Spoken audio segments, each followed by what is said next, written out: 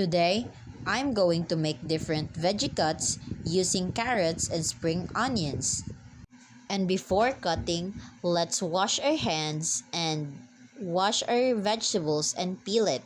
And I already did. Let's start by making a flat edge since our first three veggie cuts are mostly sticks.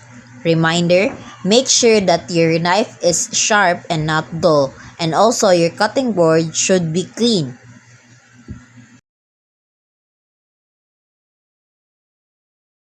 Our first veggie cut is batone, in which the vegetable is cut into long rectangular sticks measuring into 1/4 inch thick and 2 to 2.5 inches in length. It's commonly used in stir fries for attractive presentation. Our second veggie cut is allumette. It refers to a knife cut that produces thin, matchstick-like vegetable cut. It's commonly used in garnish to add texture and visual appeal to the final presentation. Our third veggie cut is julienne. Julienne is characterized by producing long, thin strips that are typically 1/8 inch thick and 2 to 2.5 inches in length. These strips are uniform in size and shape, which allows for even cooking and consistent texture in dishes. Our fourth veggie cut is carré. Carré has 6 even sides. It's approximately 2 centimeters. Our fifth cut is parmentier.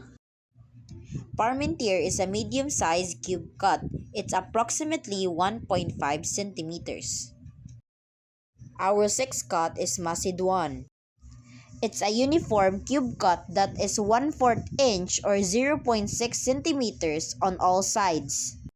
Our seventh veggie cut is brunoise. Brunoise is uniform cubes that is about 1/8 inch or 3 millimeters on all sides. It is commonly used in soups, sauces, and salads for visual appeal. Our eighth veggie cut is paisan. Paisan is a knife technique that involves cutting food into thin, even squares or rectangles. It adds texture and visual interest to dishes, enhancing both appearance and taste. Our last veggie cut for today's video is chiffonade.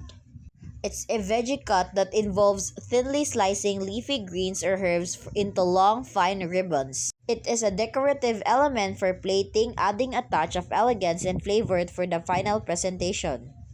And these are the 9 basic veggie cuts. I hope you learned something in our video today. Thank you for watching!